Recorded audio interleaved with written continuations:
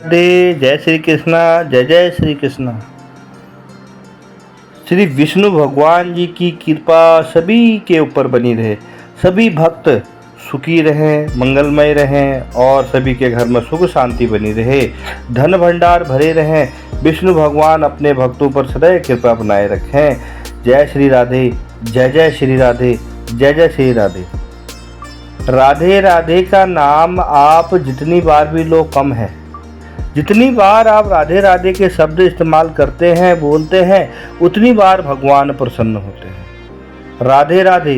राम राम राम राम राम राम राम राम, श्री कृष्ण कृष्ण कृष्ण हरे हरे, हरे कृष्ण कृष्ण कृष्ण हरे हरे, हरे कृष्ण कृष्ण कृष्ण कृष्ण कृष्ण हरे हरे, हरे कृष्णा कृष्णा कृष्णा कृष्णा कृष्णा हरे हरे, हरे राम राम राम हरे कृष्णा कृष्णा कृष्णा, श्री हरे राम राम राम राम राम हरे हरे, हरे कृष्णा कृष्णा कृष्णा कृष्णा कृष्णा हरे हरे, हरे राम राम राम राम राम हरे हरे, हरे कृष्णा कृष्णा कृष्णा कृष्णा कृष्णा हरे हरे।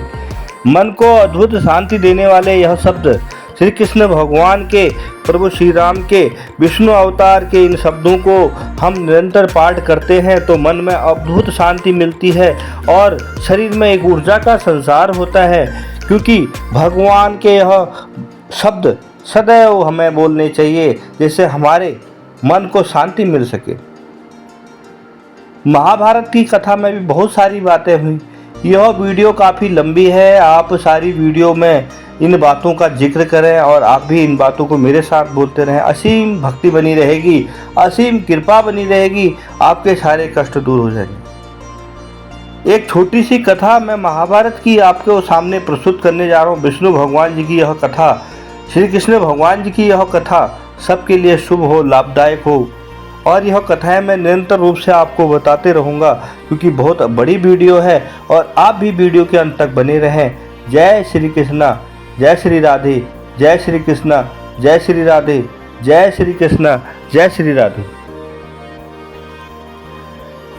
बहुत समय पहले की बात है। प्राचीन काल में व्यास नाम से एक विद्वान पुरुष भारत में रहते थे। वे बहुत ही बुद्धिमान थे तथा हर समय दार्शनिक चिंतन में लगे रहते थे। महर्षि व्यास जी विभिन्न विषयों पर हर समय चिंतन मनन करते रहते थे। हिंदू ग्रंथ, वेद, पुराण तथा शास्त्रों में अनेक देवी देवताओं के साथ ब्रह्मा जी का भी वर्णन आता है। महर्षि व्यास ने एक बार गहन चिंतन की अवस्था में ब्रह्मा जी का ध्यान दिया। उन्होंने संसार के समस्त प्राणियों के गुण और स्वभाव का विचार किया। बहुत सोच विचार के पश्चात उनके मस्तिष्क में एक कथा विकसित हुई। यह कथा बहुत लंबी थी जो एक राजा, उनके राज्य और उनके परिवार के विषय में थी। इस कथा में कई युद्धों का भी वर्णन था जो राजाओं और उनके पुत्रों द्वारा लड़े गए थे। मन में कथा का विचार आते ही व्यास जी ने इसे लिखने के बारे में सोचा, परंतु प्राचीन काल में कोई पढ़ा लिखा व्यक्ति मिलना संभव नहीं था जो व्यास जी की कथा को अक्षरशः लिख सके। इस समस्या का समाधान करने के लिए उन्होंने ब्रह्मा जी का आवाहन किया। ब्रह्मा जी ने प्रकट होकर व्यास जी को दर्शन दिए। व्यास जी को दर्शन दिए। व्यास ने कहा, हे संसार के महान रचयिता, मेरे मन और मस्तिष्क में एक ऐसी कथा ने जन्म लिया है जिसकी घटनाएं आगामी समय में घटित होकर उस युग के नाम को परिवर्तन कर देगी। इस कथा का नाम होगा महाभारत, परंतु उस कथा को लिखने में मैं असमर्थ हूँ।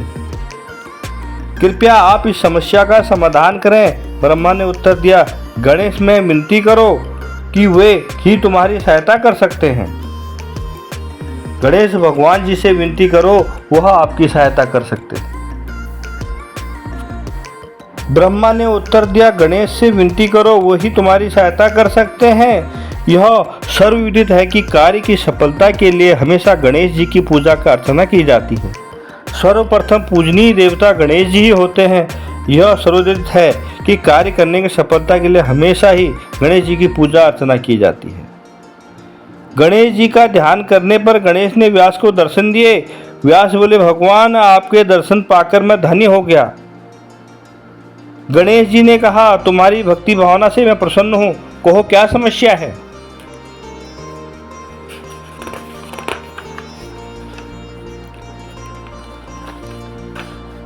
व्यास बोले, भगवान मेरे मन में मस्तिष्क में एक कथा ने जन्म लिया है जिसे मैं महाभारत के नाम देना चाहता हूँ, परंतु समस्या यह है कि मैं इस कथा को लिखित रूप में नहीं दे पा रहा। कृपया आप मेरी कथा को लिखकर मेरी समस्या का समाधान करें। गणेश ने कुछ क्षण विचार किया, फिर बोले, मैं तुम्हारी कथा अवश्य लिख सकता हूँ, पर एक शर्त है। यदि तुम बिना रुके अपनी कथा प्रारंभ से अंत तक मुझे सुना सको तभी मैं उसे लिखूंगा। व्यास गणेश को शर्त पर सहमत हो गए, परंतु उन्होंने मन में सोचा, मेरे थोड़े से संकोच करने पर गणेश यह कथा लिखने से मना कर देंगे तो मेरा संपूर्ण परिश्रम तथा चिंतन व्यर्थ हो जाएगा। उन्होंने गणेश से कहा कि आपकी शर्त से मैं सहमत हूँ, परंतु आप भी उस समय तक कुछ न लिखें जब तक कि मेरे कथन का अर्थ पूर्णतः न समझ आ जाए। जब आपको मेरे कहे का अर्थ स्पष्ट हो जाए तभी आप उसे लिखें। व्यास ने पूछा, क्या उचित होगा? गणपति हंस पड़े और सिर हिलाकर हामी भर दी। उस विद्वान वृद्ध पुरुष ने अपने मस्तिष्क में महाभारत की जो कथा संजो रखी थी उसे इसी तरह से लिखित रूप मिला। व्यास द्वारा कही गई मौखिक तथा निश्चित यह अद्भुत है। इस कथा का नाम उन्होंने महाभारत रखा। यह संसार के सबसे बृहद महाकाव्य है। इस महाकाव्य में जिन साहसी प्राणियों का वर्णन किया गया है वह अति सुंदर है। महाभारत की कथा बहुत लंबी है। जब कभी व्यास को कहानी के पात्रों घटनाओं के क्रम में सोच विचार करने की आवश्यकता होती, वे कुछ कठिन श्लोक कहते और तब गणपति उन श्लोकों को अर्थ को समझ पाते। तब तक व्यास को सोचने में समय मिल जाता और वह पुनः कथा आरंभ कर देते। महाभारत महाकाव्य की जिस समय रचना की गई उस समय का समाज 4 वर्णों में विभाजित था। यह 4 वर्ण थे, ब्राह्मण, क्षत्रिय, वैश्य तथा शूद्र। इन चारों वर्णों में ब्राह्मणों की जाति सबसे उच्च मानी जाती थी। महाभारत की रचना के हजारों वर्ष बाद आज भी ब्राह्मणों को सबसे ऊंची जाति का माना जाता है। ब्राह्मण प्रायः विद्वान तथा आदरणीय होते हैं। सर्वप्रथम उन्हें पूजनीय कहा गया है और उनका पूजन किया जाता है। महाकाव्य महाभारत पांडु और धृतराष्ट्र नामक 2 क्षत्रिय राजाओं की कथा है जो भाई थे। पांडु एक के 5 पुत्र थे जो पांडवों के नाम से जाने जाते थे तथा धृतराष्ट्र के 100 पुत्र और एक पुत्री थी जो कौरवों के नाम से जाने जाते थे। कौरव पांडवों से घृणा करते थे और सदैव उन्हें मार डालने तक की ताक में रहते थे, किंतु पांडव अच्छे दयालु स्वभाव के थे, इसलिए कौरवों को क्षमा कर देते और सदा वीर और साहसी राजकुमारों की तरह व्यवहार करते थे। अंत में इन्हीं पांडवों को कौरवों के बीच कुरुक्षेत्र में महायुद्ध हुआ। लेखन तथा मुद्रणा के अभाव से प्राचीन काल में लोगों को सभी बातें कंठस्थ करनी पड़ती थी। मनुष्य अपनी सीखी हुई बातों को दूसरे को मौखिक रूप से सिखाता था। इस तरह ज्ञान मौखिक रूप से एक दूसरे को फिर तीसरे के पास पहुंचता था। वही श्रृंखला चलती रहती और इसी तरह इतिहास, दर्शन, संगीत, साहित्य के ज्ञान की कड़ी जीवित रहती थी। महाभारत की शिक्षा व्यास ने अपने पुत्र शुक तथा अन्य शिष्यों को भी दी। उन्हीं दिनों सूत नाम के एक और विद्वान थे जिनने महाभारत की कथा का कंठस्थ को और वन में रहने वाले ऋषियों और विद्वानों को सभा में उसका पाठ किया। सूत ने विद्वानों से कहा, मैं बहुत भाग्यवान हूँ। मैंने महाभारत की कथा सुनी है। यह एक अद्भुत रचना है। इसमें हमें यह शिक्षा मिलती है कि प्रत्येक क्षण उचित रीति में कैसा व्यवहार करना चाहिए। महाभारत में हमें ज्ञात होता है कि धर्म क्या है तथा मनुष्य को कब और किस समय कैसा व्यवहार करना चाहिए। साथ ही यह भी सीख मिलती है कि मनुष्य किस तरह से अक्सर अपने कर्तव्यों को भूल जाता है और यदि वह भूलता नहीं है तो भी लालच, सुस्तुता, लालसा, काम वासना, क्रोध की भावनाओं में फंस जाता है। कई मनुष्य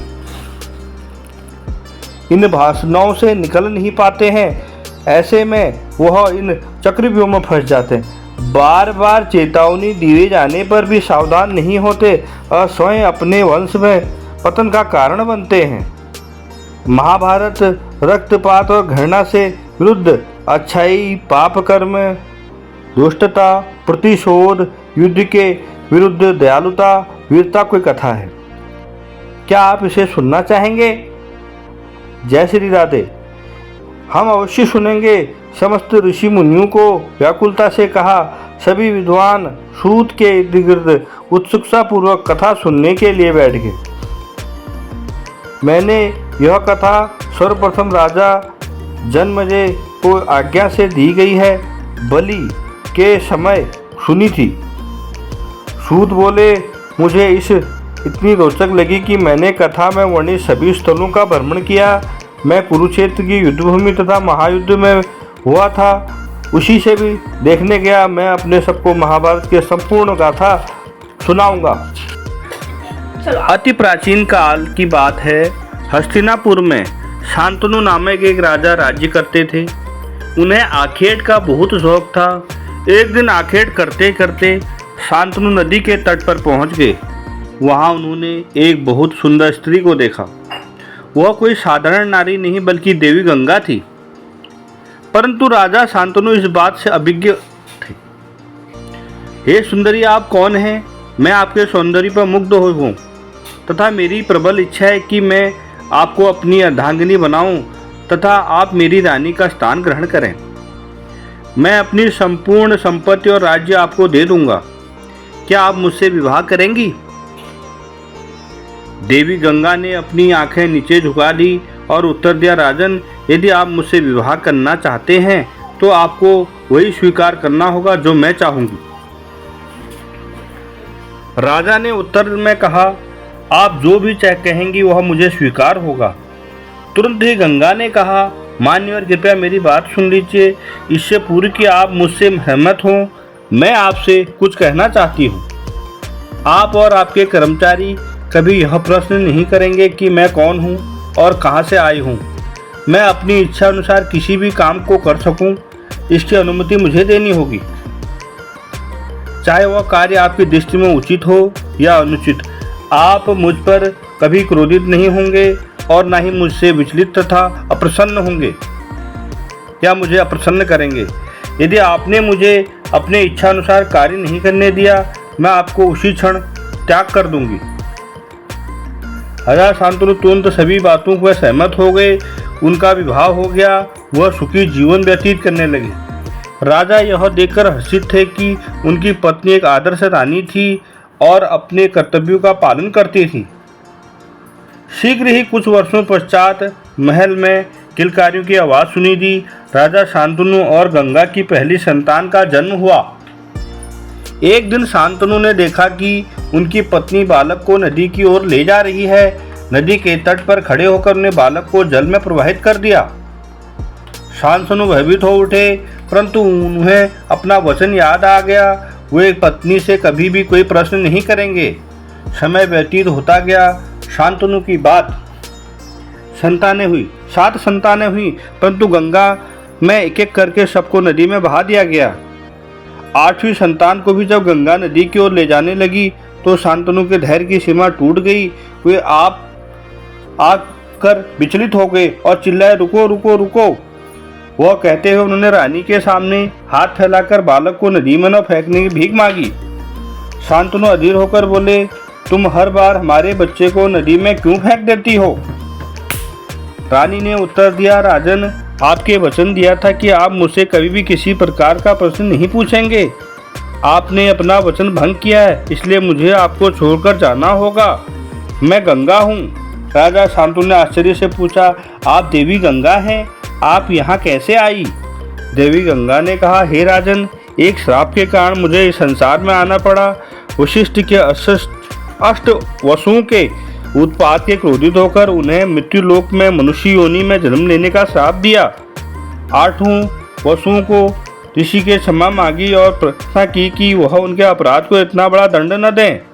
वशिष्ठ ने कहा, तुमसे 7 वसुओं को जो जन्म देते हो उद्धार हो जाएगा, परंतु महाउत्पाती 8वां वसु पृथ्वी पर ही रहेगा। आपकी जिन संतानों को मैंने नदी में बहा दिया वे वसु नाम के देवगण थे।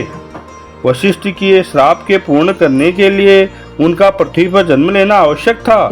उन्हें श्राप मुक्त करने के लिए ही मैंने इस संसार में आकर आपसे विवाह किया था और उन्हें जन्म दिया। वसु स्वर्ग जाना चाहते थे, अतः जैसे उन्हें जन्म लिया मैंने उन्हें नदी में प्रवाहित कर दिया। यह अंतिम बालक है और वशिष्ठ के कथन के अनुसार यह महाउत्पाती है, इसलिए मैं इसे गंगा में नहीं बहाऊंगी, इसे तो मैं अपने साथ ले जाऊंगी और जब यह बड़ा हो जाएगा तब मैं स्वयं आकर इसे आपको सौंप दूंगी। यह कहकर देवी गंगा बालक को लेकर चली गई और शांतनु भारी मन से महल में वापस लौट आए। जय श्री राधे, जय श्री कृष्णा। यह कथा सबके लिए शुभ और मंगलदायी हो और श्री कृष्ण भगवान की कृपा सभी के ऊपर बनी रहे। राजा शांतनु दिन रात अपनी पत्नी और अपनी संतान को याद करके समय बिताने लगे। धीरे धीरे 7 वर्ष बीत गए। एक दिन उदास मन से राजा शांतनु नदी के तट पर घूमने निकले। उन्होंने देखा कि एक सुंदर बालक छोटे से धनुष से नदी में तीर चला रहा था। शांतनु सोचने लगे, यह बालक जल से इस भांति खेल रहा है जैसे छोटे बच्चे अपनी माता के साथ खेलते हैं। राजा शांतनु स्नेहपूर्वक बालक को देख ही रहे थे कि तभी उनकी पत्नी गंगा उनके सामने प्रकट हुई। देवी गंगा ने शांतनु से कहा, हे राजन, क्या आपको इस बालक को देखकर कुछ याद आ रहा है? यही वही बालक है जिसे मैं अपने साथ ले गई थी। इसका नाम देवव्रत है। यह युद्ध कला में पारंगत है। उसने गुरु वशिष्ठ को संपूर्ण वेद और धर्म ग्रंथों का ज्ञान प्राप्त किया है। ऋषि शुक्र के अन्य विधाओं का निपुणता प्राप्त की है। शासन की बागडोर संभालना यह अच्छी तरह जानता है। यह बालक धनुर्विद्या में पारंगत है और एक दिन यह महान योद्धा और शूरवीर सिद्ध होगा। राजा शांतनु सुंदर बालक की ओर देखते रहे। उन्होंने सोचा, तभी मैंने मन में इस बालक के प्रति स्नेह उत्पन्न हुआ है। यह मेरे उत्तराधिकारी बनेगा, यही मृत्यु के पश्चात राज करेगा। राजा शांतनु सुंदर बालक को देखते रहे। उन्होंने सोचा, तभी मेरे मन में इस बालक के प्रति स्नेह उत्पन्न हुआ। गंगा बालक को आशीर्वाद दिया। देवव्रत को उसके पिता राजा शांतनु को सौंपकर चली गई।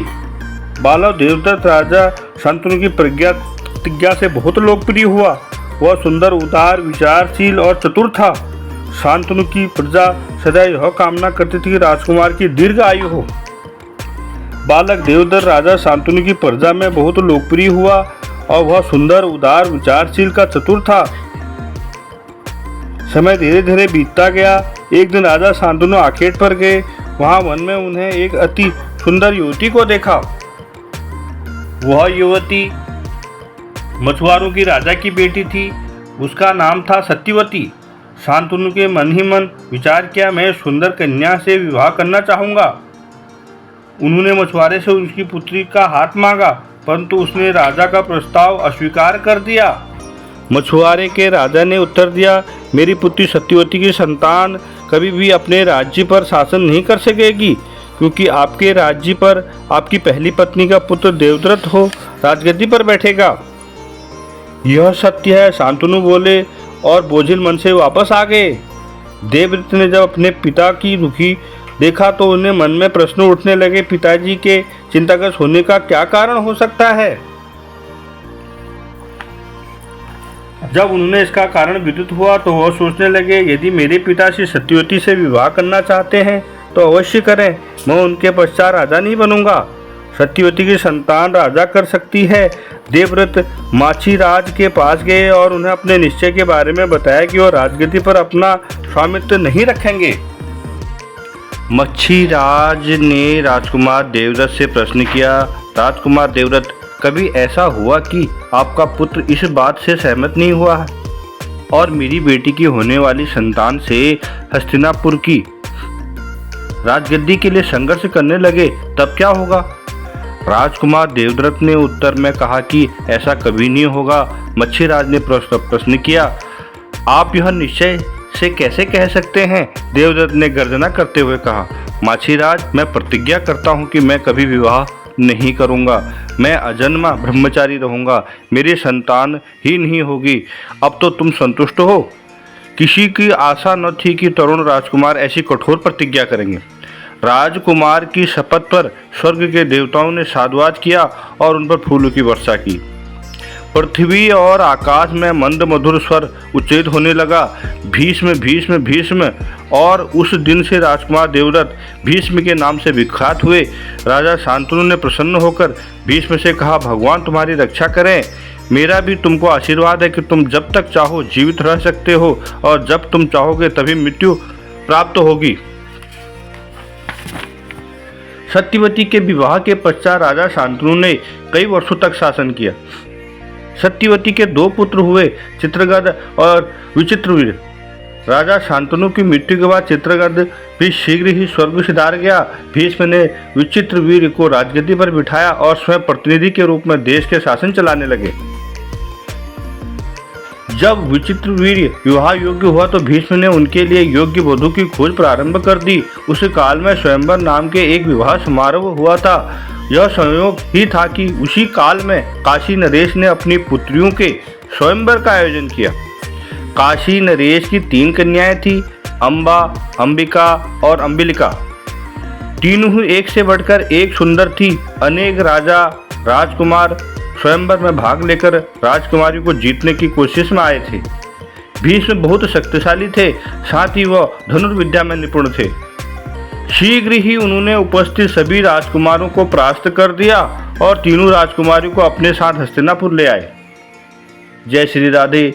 स्वयंवर की प्रतियोगिता से पूर्व ही अम्बा सौभेदंश के राजा साल्व पर अनुरक्त थी और मन ही मन अपना पति मान चुकी थी, परंतु भीष्म ने शल्व को भी परास्त कर दिया था। विचित्रवीर के लिए एक विकट स्थिति उत्पन्न हो गई। जब हस्तिनापुर पहुंचने पर अम्बा ने विचित्रवीर के साथ विवाह करने से मना कर दिया और कहा, मैं पहले से ही साल्वराज को अपना मन अर्पित कर चुकी हूँ। अम्बा की बात सुनकर भीष्म ने उसे साल्व के पास पहुंचा दिया। साल्व अब अम्बा से विवाह नहीं करना चाहते थे क्योंकि वह अन्य राजकुमारों के समक्ष भीष्म द्वारा परास्त हो चुके थे। इस पर अम्बा ने भीष्म से विवाह का प्रस्ताव रखा, परंतु भीष्म कभी विवाह न करने की शपथ ले चुके थे। उन्हें अम्बा की दशा पर दुख हुआ, पर वे अपनी प्रतिज्ञा नहीं तोड़ सकते थे। अत्यधिक अपमानित होकर अम्बा ने प्रतिज्ञा की भीष्म से अपने अपमान का बदला अवश्य लेगी। वह वन में चली गई और एकांतवास में तपस्या करने लगी। उसकी आराधना से प्रसन्न होकर भगवान शिव ने उसे दर्शन दिए और यह वरदान दिया कि अगले जन्म में भीष्म का ही वध करेगी। धृतराष्ट्र और पांडु। श्री राधे राधे गोविंदा, श्री राधे राधे गोविंदा। आप भी प्रभु के श्री चरणों में अपने जीवन को समर्पित कीजिए, अच्छे कार्य कीजिए। श्री कृष्ण भगवान ने हमें जीवन में यही सिखाया कि हम सदैव अच्छे कार्य करें। जब तक हम अपने जीवन को अच्छे कार्यों में नहीं डालेंगे, अच्छे कार्यों के लिए नहीं समर्पित करेंगे, तब तक हम कुछ नहीं कर सकते। जीवन अनमोल है। इस घड़ी और इस पल को हम कैसे जिएं, यह हमारे ऊपर और हमारे मन के ऊपर आश्रित होता है। धृतराष्ट्र और पांडु। भगवान श्री कृष्ण ने पांडवों की मदद जरूर की, मगर इसमें सबसे बड़ा पांडवों का भी हाथ था कि वह सदैव श्री कृष्ण भगवान को अपना गुरु, अपना मित्र और अपना सखा समझते थे। उनको किसी प्रकार का कोई घमंड नहीं था। धृतराष्ट्र और पांडु। विचित्रवीर ने अंबिका तथा अवलिंबिका से विवाह कर लिया और तीनों प्रेम पूर्वक हस्तिनापुर में रहने लगे। अंबिका के एक पुत्र हुआ जिसका नाम था धृतराष्ट्र और अंबिका के पुत्र का नाम रखा गया पांडु। दासी पुत्र विदुर भी धृतराष्ट्र और पांडु के भाई थे। वे अपने चातुर्य, ज्ञान और सत्यनिष्ठा के लिए प्रसिद्ध हुए। धृतराष्ट्र नेत्रहीन पैदा हुए थे, पर वह बहुत ही शक्तिशाली थे। पांडु कमजोर थे, परंतु वे एक कुशल धनुर्धारी थे। धीरे धीरे दोनों राजकुमार बड़े हो गए। विवाह योग्य होने पर धृतराष्ट्र का विवाह राजकुमारी गंधारी से हुआ। वे धार्मिक स्वभाव की थी। अपने पति नेत्रहीन थे, इसलिए गंधारी भी एक कपड़े से सदा अपनी आंखें बांधे रखती थी। दूसरे भाई पांडु का विवाह हुआ, परंतु उनकी एक नहीं दो पत्नियां थीं, कुंती और माद्री। विचित्र वीर की मृत्यु के पश्चात भीष्म ने पांडु को राजगद्दी पर बैठाया। पांडु ने बहुत ही कुशलता और बुद्धिमानी से हस्तिनापुर की भागदौड़ संभाली। भीष्म और विदुर सदैव उनका पथ प्रदर्शन करते थे। पांडु आखेट के बहुत शौकीन थे। एक दिन वे आखेट खेलने के लिए वन गए। अज्ञानवश उनका बाण मृगछालधारी एक ऋषि को जा लगा। मरण अवस्था में ऋषि ने पांडु को श्राप दिया। वह श्राप इतना हृदय विदारक था कि पांडु उससे विचलित हो उठे और कुंती तथा माद्री सहित वन में जाकर रहने लगे। वहीं पांडु के घर कुंती से 3 पुत्र और माद्री से 2 पुत्र हुए।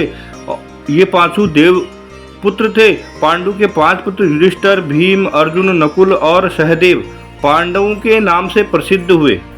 युधिष्ठिर का जन्म धर्मराज के वरदान से, भीम का वायुदेव और अर्जुन का इंद्र के वरदान से हुआ।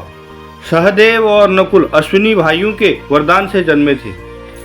5 भाई एक दूसरे से बहुत प्रेम करते थे तथा आपस में ईमानदारी तथा निष्पक्ष व्यवहार करते थे। पांडु जिस समय वन में अपनी पत्नियों और पुत्रों के साथ रहते थे, इनकी अनुपस्थिति में धृतराष्ट्र से हस्तिनापुर का शासन धर्मशाला संभाला। धृतराष्ट्र और गांधारी के 100 पुत्र और दुशाला नामक एक पुत्री हुई। ये पुत्र कौरवों के नाम से प्रसिद्ध हुए। धृतराष्ट्र के ज्येष्ठ पुत्र का नाम था दुर्योधन। दुर्योधन के जन्म के समय बुद्धिमान विदुर ने धृतराष्ट्र की सलाह दी, महाराज इस बालक को कहीं फेंक दें या इसका वध करवा दें, क्योंकि यह बच्चा क्षुद्र बुद्धि का है। यह संपूर्ण कौरव वंश का विनाश का कारण बनेगा। धृतराष्ट्र का हृदय बहुत कोमल था। वह पुत्र को वध करने का साहस नहीं कर सके। धृतराष्ट्र का हृदय बहुत कोमल था। वह पुत्र का वध करने का साहस नहीं कर सके। कुछ समय पश्चात जंगल में ही राजा पांडु का स्वर्गवास हो गया।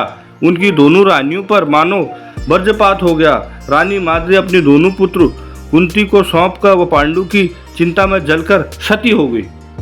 जय श्री राधे। श्री कृष्ण की यह लीलाएं सदैव हमें एक नया जीवन और जीवन में करने का उद्देश्य बताती हैं। और श्री कृष्ण भगवान द्वारा बताए गए विष्णु अवतार, श्री कृष्ण भगवान द्वारा बताए गए यह सारे मार्ग हमें चलकर अच्छे जीवन को एक नई दिशा की ओर लेके जाते हैं, क्योंकि श्री कृष्ण भगवान सदैव भक्तों पर आशीर्वाद बनाए रखते हैं। जय श्री राधे। जय जय श्री राधे। जय जय श्री राधे। श्री कृष्ण भगवान द्वारा ही महाभारत का यह बहुत बड़ा जीवन का संदेश किया, जो उन्होंने विराट अवतार लिया, जो उन्होंने पांडवों की मदद की, सत्य और असत्य की जीत, यह सारी चीज़ें इसमें पांडवों के द्वारा की गई। कैसे युद्ध किया जाता है, कैसे अपने और परायों के साथ किया जाता है। कृष्ण का एक जन्म एक विचित्र गाथा है।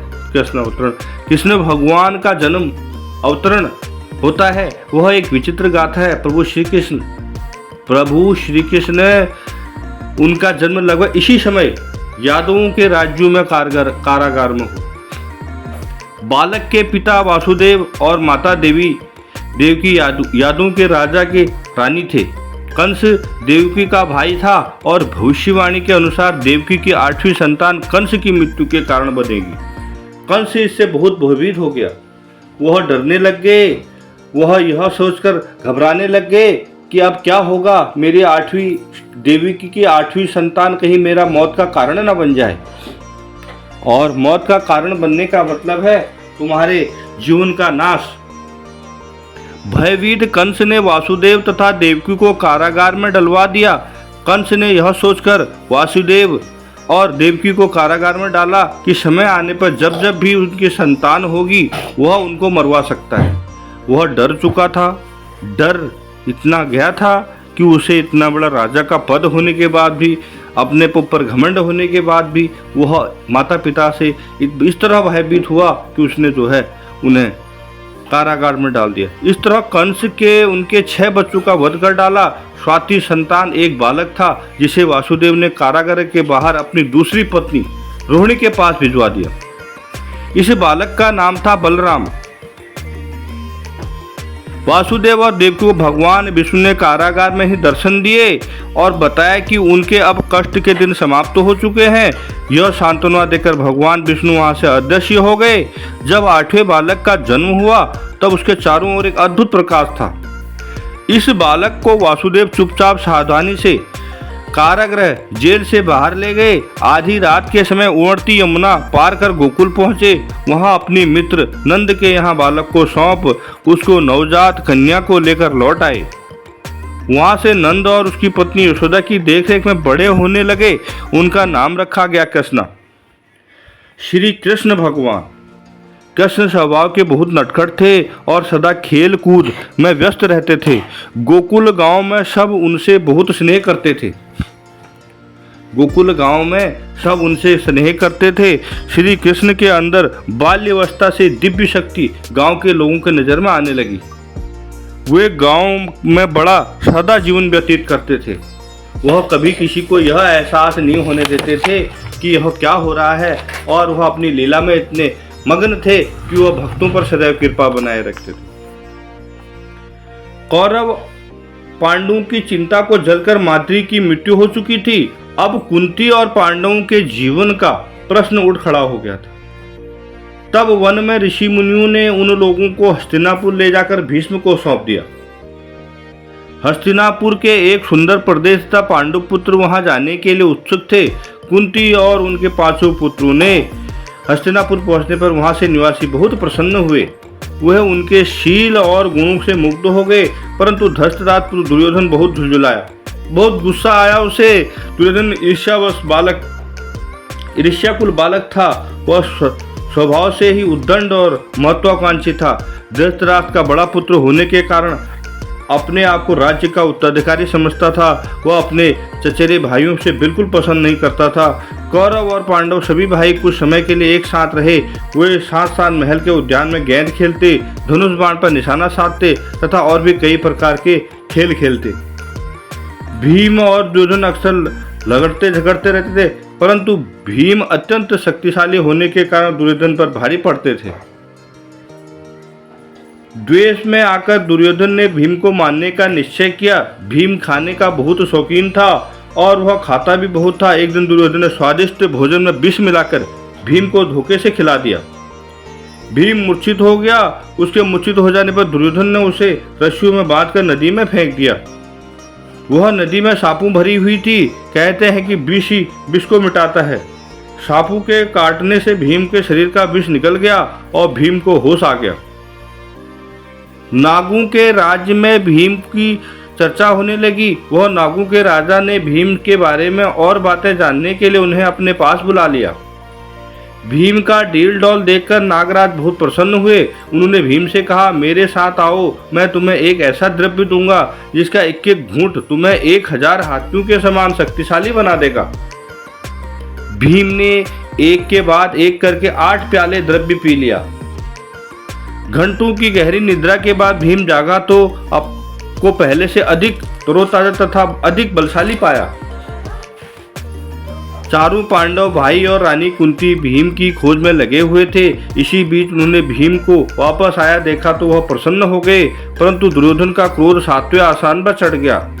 भीम को मारने का उसका षड्यंत्र असफल रहा और वह दांत पीसता रह गया, क्योंकि बुरी नज़र जो डालता है उसकी नज़र हमेशा ही कुपित होती है और उसका परिणाम ही कुपित ही होता है और उसको अपने पर दंड होना सुनिश्चित था।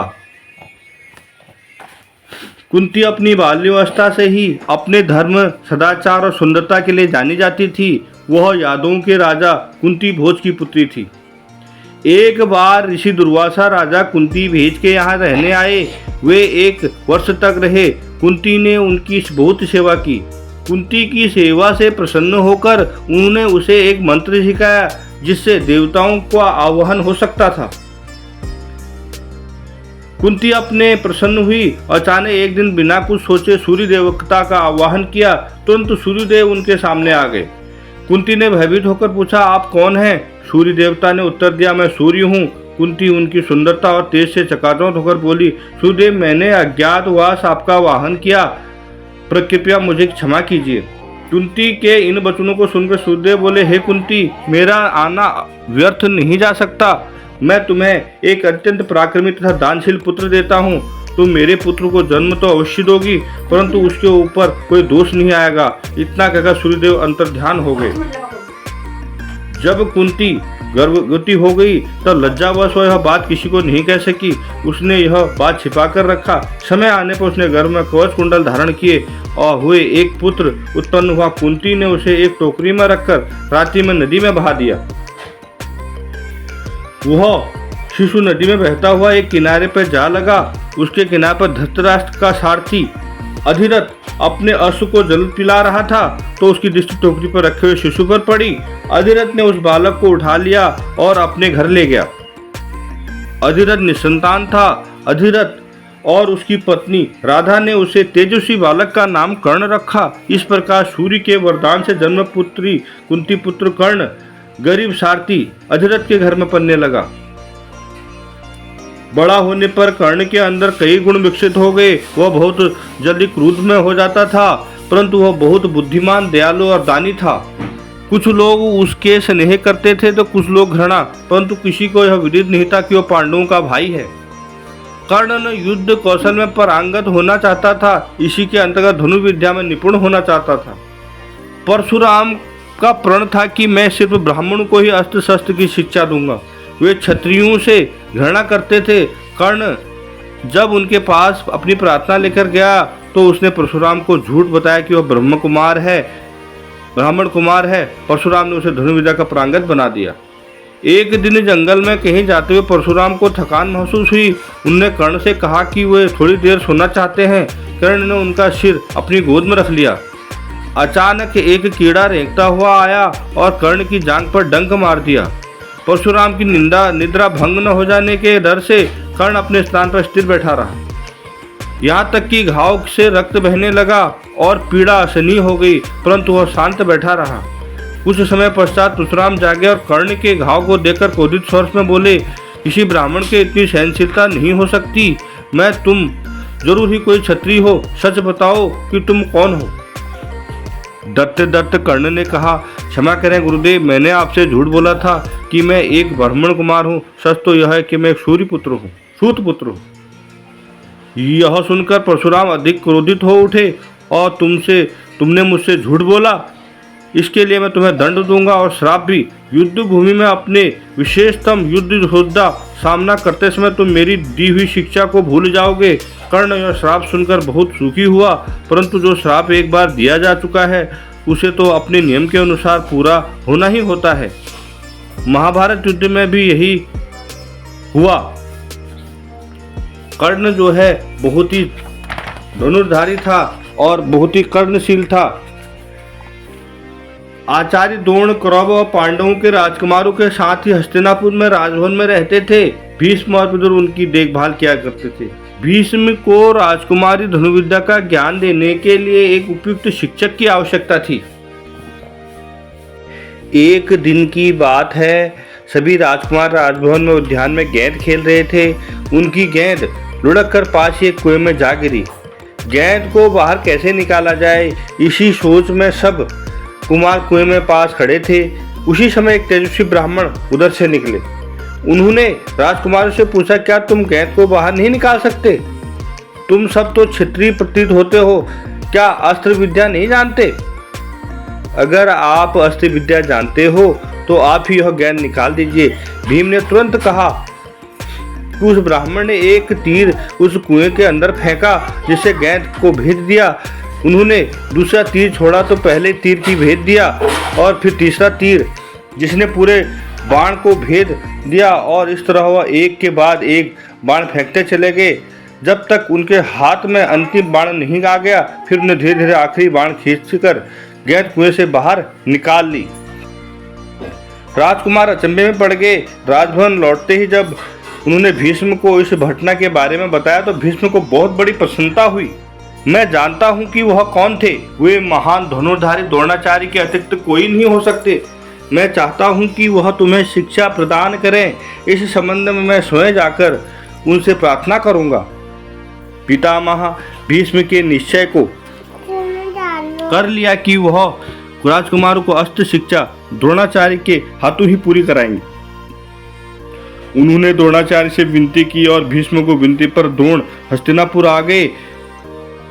बड़े सम्मान से उन्होंने द्रोण का स्वागत किया। उन्होंने राजकुमारों को आदेश दिया कि द्रोण से ही धनुर्विद्या सीखे। द्रोण राजकुमारों को अस्त्र शस्त्र की शिक्षा देने लगे। इस राजकुमार धनुर्विद्या प्रवीण परंतु अर्जुन श्रेष्ठ था।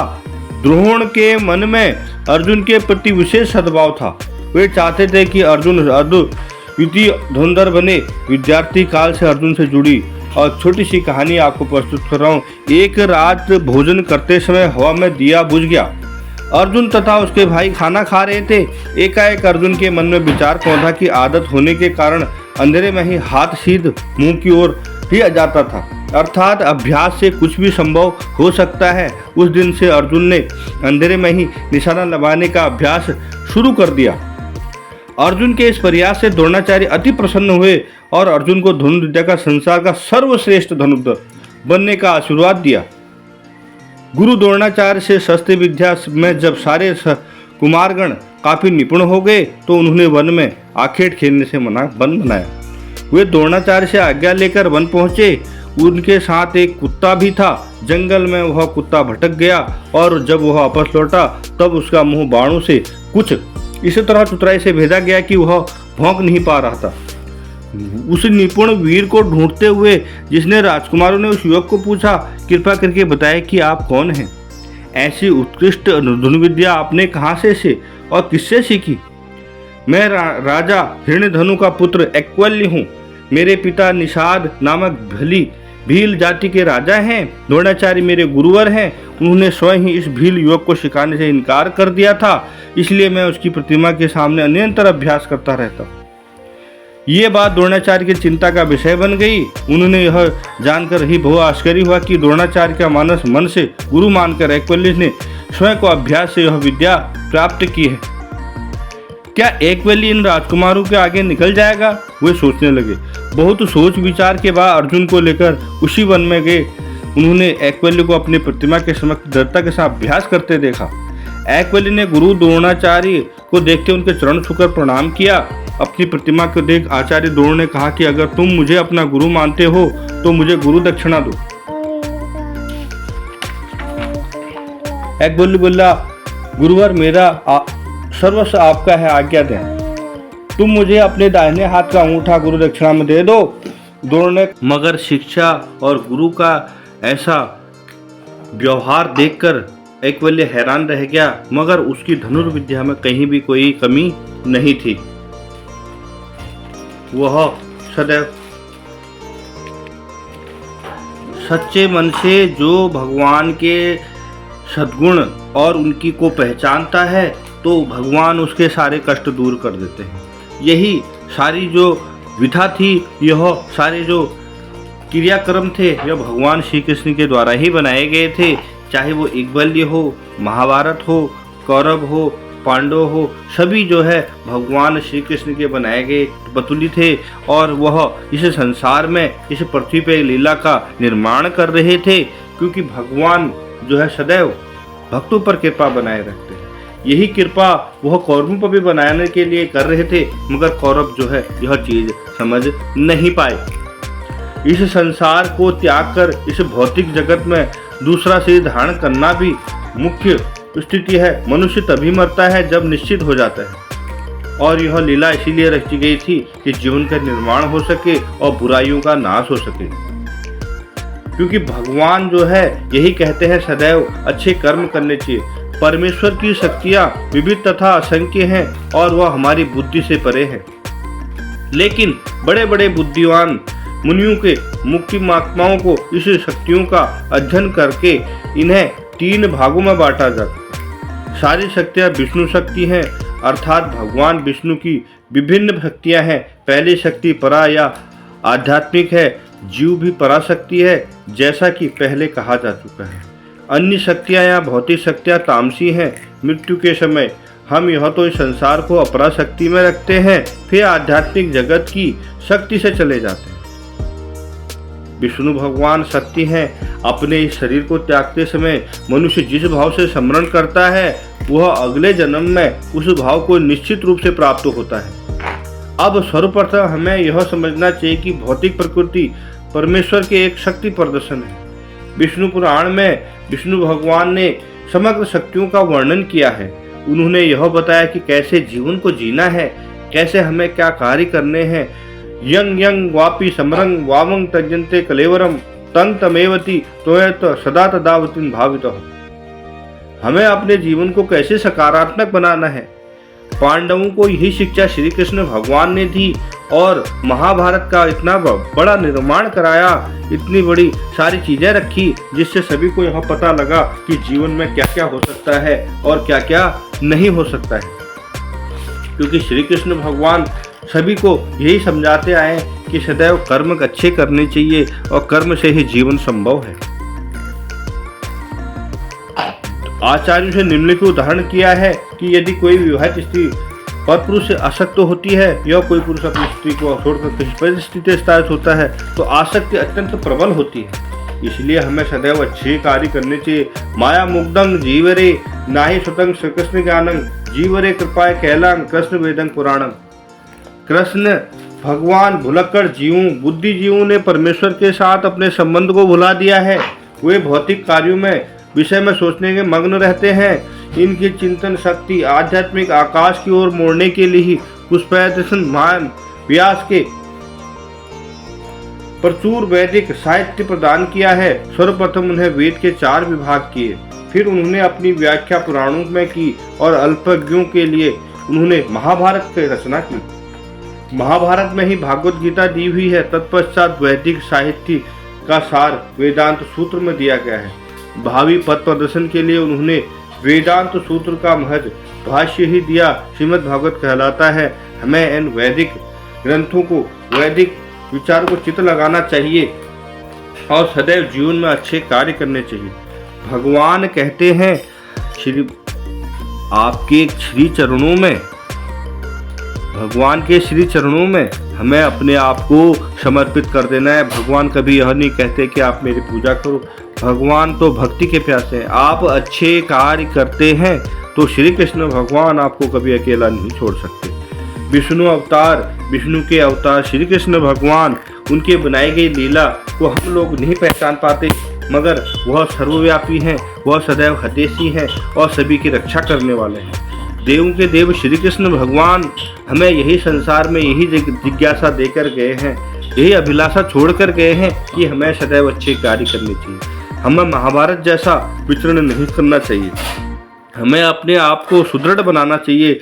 हमें अपने आप को स्वावलंबी बनाना चाहिए। हमें जीवन की नई डोर पर बांधना चाहिए।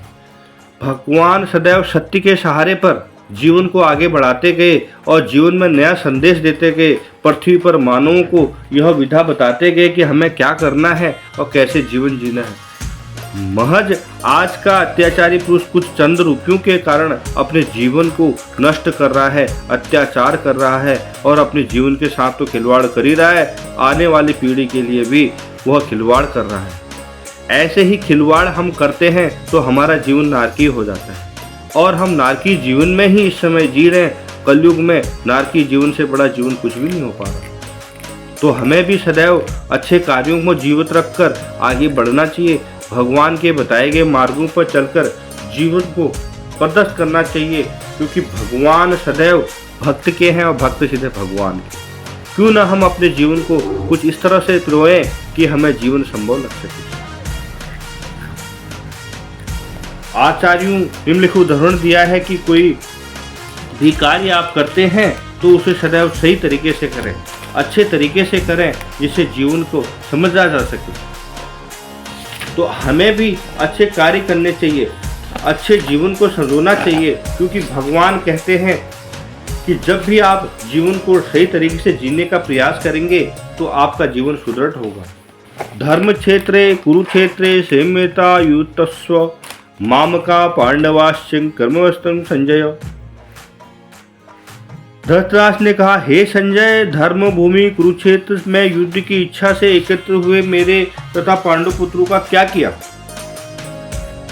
नेत्रहीन होकर भी धृतराष्ट्र पूरे युद्ध का वर्णन सुनते रहे, मगर उन्होंने यह नहीं किया कि अपने बच्चों को बचाया जाए लड़ने को आपस में, कैसे उनको लड़ाई रोकी जाए। उन्होंने बिल्कुल भी इस तरह के प्रयास नहीं किए। प्रयास होने के बावजूद वो दुर्योधन के हट के आगे बिल्कुल नतमस्तक हो गए। क्यों? दृढ़ातं पांडवानिकं दृढ़ं दुर्योधनस्तदा आचार्य मुष्टं संग राजा वचन मंबरितः। हे श्री कृष्ण भगवान, हमें भी जीवन को जीने का एक आशीर्वाद दें, हम सही तरीके से अपने जीवन का यापन कर सकें। अस्माकं तो विशिष्टां ज्ञात्रातिबोधा द्विजितं नायका मम सैन्यमसं संगातं तां ब्राह्ममिते। किंतु हे ब्राह्मण श्रेष्ठ, आपकी सूचना के लिए मैं अपनी सेना में उन नायकों के विषय में बताना चाहूँगा जो मेरी सेना को संचालित करने में विशेष रूप से निपुण हैं। भगवान कभी भी यह नहीं कहते कि आप गलत कार्य करें। मेरी सेना में स्वयं आप भीष्म, कर्ण, कृपाचार्य, अश्वत्थामा, विकर्ण तथा सोमदत्त का पुत्र भूरिश्रवा आदि है जो युद्ध में सदैव विजयी रहे। दुर्योधन को घमंड अहंकार हो गया था। उसे पता था कि सारे धनुर्धर मेरे पास हैं। वह प्रभु को नहीं पहचान पाया, वह भगवान श्री कृष्ण को नहीं पहचान पाया, वह सृष्टि के रचयिता भगवान श्री कृष्ण को नहीं पहचान पाया। दुर्योधन के हट से ही इतनी बड़ी महाभारत का निर्माण हुआ, मगर उसका अंत आप जानते हैं कि कैसा हुआ। अन्यं च बहवः असुरा मदर्ते तच्चं जीवितां नासा नासं ब्राह्मण सर्वे युद्ध विशारदा। ऐसी अन्य अनेक वीर भी हैं जो मेरे लिए अपना जीवन त्याग करने के लिए उद्धत हैं। वे विविध प्रकार के हथियारों से सुरक्षित हैं और युद्ध विद्या में निपुण हैं। जहाँ तक अन्य जयद्रथ, कृतवर्मा, शल्य का संबंध है, वह सब दुर्योधन के लिए अपने प्राणों की आहुति देने के लिए तैयार रहे। दूसरे शब्दों में यह पूर्ण निश्चित है कि वह पापी दुर्योधन के दल में सम्मिलित होने के कारण कुरुक्षेत्र में युद्ध में मारे जाएंगे। भगवान सदैव अपने भक्त पर आशीर्वाद बनाए रखते हैं। वह दुर्योधन यह नहीं समझ पाया कि मैं यह क्या कर रहा हूँ, मेरे कुल का नाश हो रहा है और मेरा जीवन जो है व्यर्थ होने वाला है। अपर्याप्तं तादस्माकं बलं भीष्मामिच्छत्रं पर्याप्तं त्रिवस्तं बलं भीमास्त्रिमिच्छरमः। हमारी शक्ति अरिप्रमेय है और हम सब पितामह तथा द्वारा भली भांति संरक्षित हैं, जबकि पांडवों की शक्ति भीम द्वारा भली भांति संरक्षित होकर भी सीमित है। भगवान यही कहते हैं कि चाहे पांडु हो या भीम हो या अर्जुन हो या कर्ण हो या दुर्योधन हो, सब भगवान की बनाई गई कठपुतलियां हैं। मगर समझने का फेर था, महाभारत का रचना दुर्योधन ने कर दी थी, क्योंकि अपने हट के आगे वह कभी पीछे नहीं हटना चाह रहा था और जीवन को नारकी बनाना चाह रहा था। उसने अपने राज शासन के लिए, अपने राजकीय सुख के लिए, भोग के लिए, उसने पूरी कौरव सेना को नष्ट कराने के लिए यह सारा षड्यंत्र रचा। मगर आपको उसका पता ही है कि षड्यंत्र का फल कैसा होता है। क्या आप जानते हैं भगवान श्री कृष्ण सदैव अपने भक्तों पर कृपा बनाए रखते हैं। उन्होंने काफ़ी प्रयास किए कि यह महायुद्ध टल जाए। काफ़ी संदेशों के माध्यम से भी उन्होंने कौरवों को बताया, मगर वह नहीं माने। फिर धर्म युद्ध का निर्माण हुआ। उस निर्माण के बाद इनको यह पता लगा कि धर्म युद्ध क्या होता है, हमें कैसे कार्य करने चाहिए, क्योंकि सदैव अच्छे कार्य जो व्यक्ति करता है वह सदैव अच्छे के लिए ही अग्रसर होता है। यह भीम समझ गए थे, अर्जुन समझ गए थे, युधिष्ठिर धर्मराज समझ गए थे, मगर कौरवों के दुर्योधन यह बात नहीं समझ पा रहे थे। वह अपने भाइयों से ही लड़ने को तैयार हो गए थे, मगर एक भाई वह भी था अर्जुन, जो हथियार छोड़कर युद्ध के लिए ही मना कर दिया था। मगर श्री कृष्ण भगवान ने कहा कि आपको अपने कर्म करने हैं। जब वह नहीं मान रहे हैं तो आपको अपने कर्म करने ही होंगे। जैसे महाभारत में हर किसी का एक महत्वपूर्ण रोल रहा था। युधिष्ठिर पांडवों के ज्येष्ठ भाई धर्मराज के पुत्र थे। अर्जुन पांडव इंद्र के पुत्र, नकुल पांडवों के जुड़वा भाइयों में से एक, भीम पांडव वायु के पुत्र, सहदेव पांडवों के भाइयों में से एक, अभिमन्यु अर्जुन और सुभद्रा के पुत्र, परीक्षित के पिता, अधिरथ सारथी जिसके कर्ण को पाला, अग्नि आग के देवता, अंबा काशी की ज्येष्ठ राजकुमारी जिन्होंने पुनः पुरुष जन्म लिया और शिखंडी के रूप में भीष्म को मृत्यु का कारण बना, इंद्र स्वर्ग के देवता, उत्तरा राजा विराट की पुत्री, अभिमन्यु की पत्नी, परीक्षित की माता, कृष्ण यादवों के प्रधान, विष्णु के अवतार जिन्होंने पूरे महाभारत की रचना को इस तरह से पिरोया कि एक नया संदेश दिया और जीवन की कला को बताया। कर्ण कुंती के प्रथम पुत्र, अंबालिका काशी की सबसे छोटी राजकुमारी, अंबिका काशी की दूसरी राजकुमारी, कुंती पांडु की पहली पत्नी, युधिष्ठिर और भीम अर्जुन और कर्ण की माता, गंगा राजा शांतनु की पत्नी, भीष्म की मां देवी गंगा, गांधारी धृतराष्ट्र की पत्नी, द्रुपद को अग्नि में पैदा हुई पुत्री, पांडवों की पत्नी, द्रोण जिन्होंने पांडवों और कौरवों को अस्त्र विद्या का ज्ञान दिया, द्रुपद पंचाल नरेश, घटोत्कच भीम और हिंडिबिकी का पुत्र, जयद्रथ शिंदी के राजा, दुसला धृतराष्ट्र की इकलौती पुत्री, दुशासन धृतराष्ट्र के दूसरे पुत्र, 100 कौरवों में से एक, दुर्योधन धृतराष्ट्र के ज्येष्ठ पुत्र, धर्म युधिष्ठिर के पिता, न्याय के देवता, नारायण भगवान विष्णु के रक्षक, पांडु धृतराष्ट्र के छोटे भाई, परीक्षित अभिमन्यु के बड़े बेटे, जन्मदेव के पिता, प्रभास 8वें वासु गंगा शांतनु के पृथ्वी पर पैदा हुए पुत्र, जो देवव्रत व भीष्म के नाम से प्रसिद्ध हुए, धृष्टद्युम्न अग्नि से पैदा हुए द्रुपद के पुत्र। इन सभी का एक अलग प्रयास था कि जीवन को कैसा जिया जाए। धृतराष्ट्र भारतवंश के नेत्रहीन राजा, कौरवों के पिता, बलराम कृष्ण के भाई, ब्रह्मा विश्व के रचयिता, भीष्म राजा शंतनु के पुत्र जिन्होंने अपने देवव्रत नाम से जाना जाता था, माद्री पांडु की दूसरी पत्नी, नकुला सहदेव की माता, शल्य राजा की बहन, विराट मत्स्य के राजा, व्यास महाभारत के रचयिता, शकुनी रानी गंधारी के भाई, दुर्योधन के मामा, यम मृत्यु के देवता, विदुर पांडुओं के छोटे भाई, शिखंडी द्रुपद के पुत्र जो पहले स्त्री अंबा के रूप में जन्मे थे, शल्य अंबा जिसे विवाह करना चाहती थी, शल्य माद्री के भाई, मद्र के राजा, सुभद्रा कृष्ण की बहन, अर्जुन की पत्नी, अभिमन्यु की माता, सूर्य के देवता, शांतनु गंगा के पति, भीष्म के पिता, सत्यवादी शांतनु की दूसरी पत्नी, चित्रगदा और चित्रवीर की माता। तो इन सब का एक इस तरह सा कार्य रहा जिन्होंने जीवन को एक नई डोर में बांधने का प्रयास किया। सबका कारक एक ही श्री कृष्ण भगवान, जिन्होंने सबकी रक्षा के लिए, सबके अच्छे कार्यों के लिए अपने एक तरह का महाभारत का निर्माण किया, जिससे अच्छे और बुरे की परख को समझा जा सके। जय श्री राधे राधे, जय श्री राधे राधे, जय श्री राधे राधे, जय श्री राधे राधे, राधे राधे राधे राधे। आप भी राधे राधे का गुणगान करते रहें, अच्छे कर्म करते रहें, जीवन को एक सुखमयी और नई ज्ञान की इस जीवन ज्योति को आगे बढ़ाते रहें। श्री कृष्ण भगवान की बनाई गई, इस विष्णु भगवान के बनाए गए अवतारों से बनाए गए जीवन को एक अच्छे मार्ग में लेकर भगवान के श्री चरणों में समर्पित करें। बोले सभी लोग जय श्री राधे, जय जय श्री कृष्णा। और अच्छे विचारों के साथ इस वीडियो को शेयर जरूर करते रहें और सनातन धर्म को आगे बढ़ाते रहें। क्यों ना हम ऐसे कार्य करें जिससे सनातन धर्म सदैव आगे को बढ़े और अच्छे कार्यों की ओर आगे बढ़ते जाए। गौ माता की सदैव जय हो। प्रातःकाल उठकर गौ माता को भोजन जरूर कराएं, क्योंकि गौ माता को भोजन कराने का मतलब है कि आपने सारे कष्ट दूर होने हैं। श्री कृष्ण भगवान कहते हैं जो भी धरती पर पशु पक्षी वितरित है या गाय गौ माता है, उसे आप जरूर भोजन कराएं। उसमें सिवाय भगवान विराजमान है, उनकी ज्योति विराजमान है। गौ माता एक ऐसी पूजा है जिसे हम स्वयं कर सकते हैं, क्योंकि भगवान कहते हैं हमें सदैव अच्छे और उद्गम विचार के साथ अपने जीवन को स्वावलंबी बनाना है। क्या लेके आया बंदे, क्या लेके जाएगा, क्या लेके जाएगा, 2 दिन की जिंदगी है, खाली हाथ जाएगा।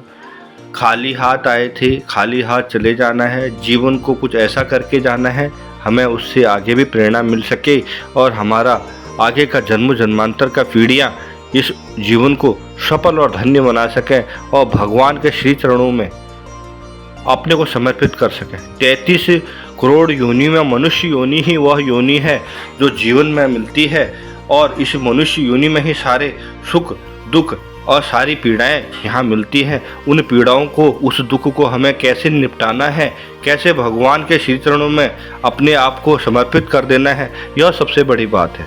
तो इसके लिए आप भी श्री चरण में, भगवान के श्री चरणों में नतमस्तक होकर इस कलयुग में भगवान की आराधना करें, पूजा करें, पाठ करें और भगवान के बताए गए मार्गों पर चलकर अपने जीवन को धन्य करें और सदैव अच्छे कार्यों को निहित होकर आगे बढ़ते रहें।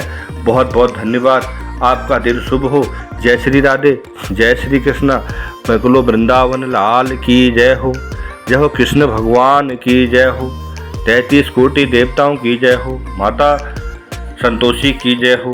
जय माँ अम्बे, जय माँ दुर्गे, जय माँ काली, माँ अम्बे, माँ दुर्गे। 33 कोटि देवताओं की जय हो। क्योंकि 33 कोटि देवताओं में ही सभी का वास रहे और अच्छे से हम इन लोगों के आशीर्वाद से अनुवृत्त रहें और हम पूजा करते रहें। सनातन धर्म की सदैव जय हो।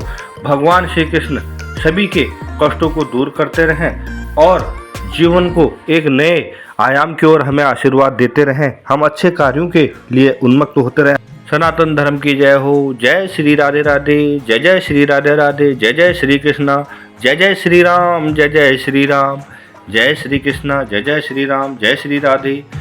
हर हर महादेव, हर हर महादेव, हर हर महादेव। जय श्री कृष्ण। आप भी ऐसे ही भक्ति की जोत जलाते रहें, अच्छे कार्य करते रहें, अच्छे कर्मों के करके अपने जीवन को, अपने आने वाली पीढ़ी को सुदृढ़ करें और भगवान का निरंतर जाप करते रहें। आपके सारे मनोरथ भगवान श्री कृष्ण सभी दूर करें। प्रभु श्री राम आपके सारे कष्टों को दूर करें। माँ अम्बे, माँ जगदम्बे, माँ काली, माँ दुर्गे, खप्पर वाली सारे आपके कष्टों को दूर करें। भक्ति की जोत जलाते रहें। सनातन धर्म की जय हो, हिंदू धर्म की जय हो। अच्छे कार्यों में आगे बढ़कर और उन लोगों की मदद करके हमें जीवन को सफल बनाएं। बहुत बहुत धन्यवाद। आप मेरे से जुड़े और इतनी लंबी यह गाथा मैंने आपको बताई, उसमें काफ़ी कुछ गलतियां, कुछ खामियां हो गई हों तो मैं अपने शब्द वापस लेता हूं। जय श्री कृष्ण, जय जय राधे, जय श्री कृष्ण। और जीवन के इस प्रयास को हमें आगे भी बढ़ाना है, अच्छे कर्म करने हैं। सनातन धर्म की सदैव जय हो।